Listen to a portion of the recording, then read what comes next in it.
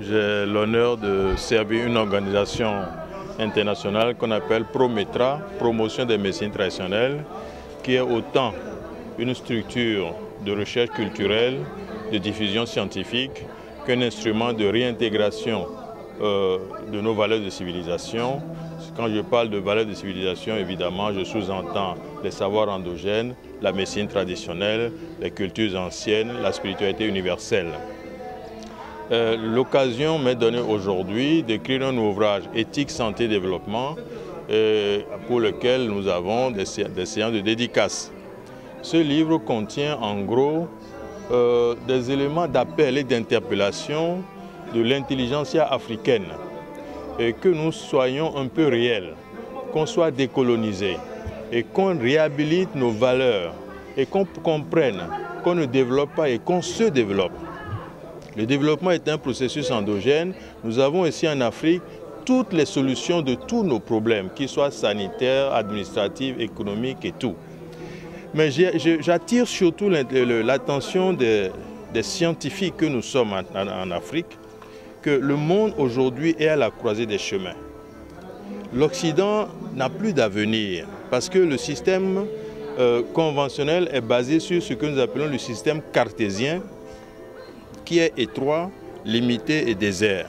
Vous le savez tous, ce système cartésien n'a rien pour mesurer l'énergie, il n'a rien pour mesurer l'émotion, l'intuition, l'amour. C'est-à-dire, quand vous enlevez certaines valeurs de l'homme, il ne reste qu'une coque vide. Et je pense que la médecine conventionnelle, malheureusement, ne peut pas régler les problèmes de santé de l'homme. Et nous, médecins même, nous le reconnaissons.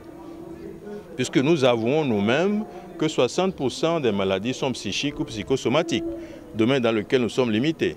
À ces 60% s'ajoute toute cette flopée de maladies incurables, qui sont les maladies virales, les maladies endocriniennes, les cancers et tout ce que nous savons. Donc je pense que nous devons, en tant qu'Africains, aller au pied des guérisseurs, comprendre qu'en matière de santé, nous n'avons rien à reprocher ou rien à envier à nos Occidentaux. Mais nous avons aussi nos réalités. Si nous voulons, nous serons les plus aptes à régler les problèmes de santé de l'homme. C'est pareil pour vous les journalistes. Vous n'avez aucun complexe devant n'importe quel journaliste du monde. Mais si vous le voulez, eh bien vous allez apprendre les méthodes de communication traditionnelles. Et croyez-moi, vous serez même capable de guérir les morsures de sang de serpents à distance, pas des tambours, pas certains rythmes. Donc je pense que le moment est venu, à travers ce livre, de comprendre que l'Occident a perdu la notion d'éthique.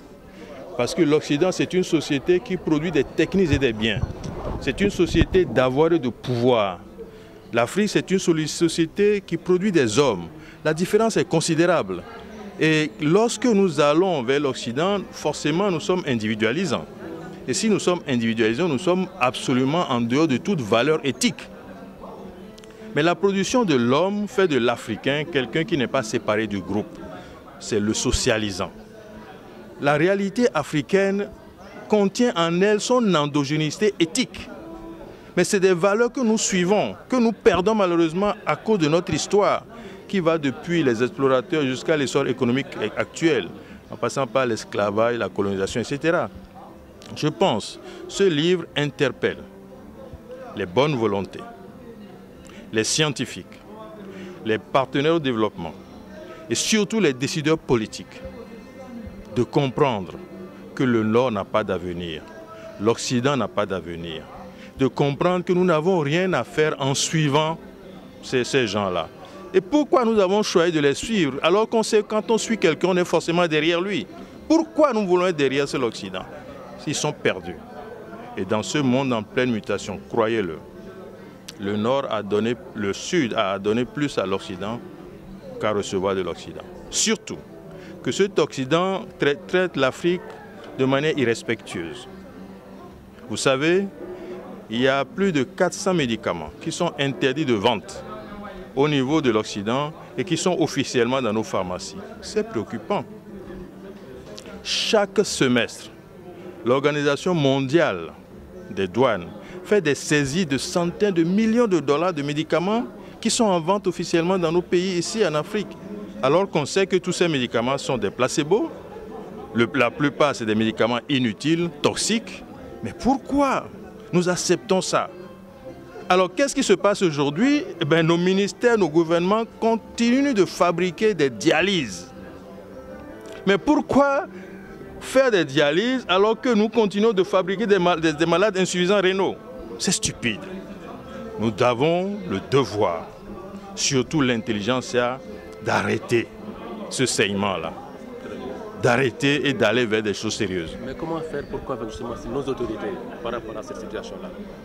Je pense que si les scientifiques collaborent avec les médias, beaucoup de choses vont changer. Les médias ont un rôle extrêmement important à jouer. Vous savez, soyons honnêtes, prenons les choses telles qu'elles sont. Je défie n'importe quel scientifique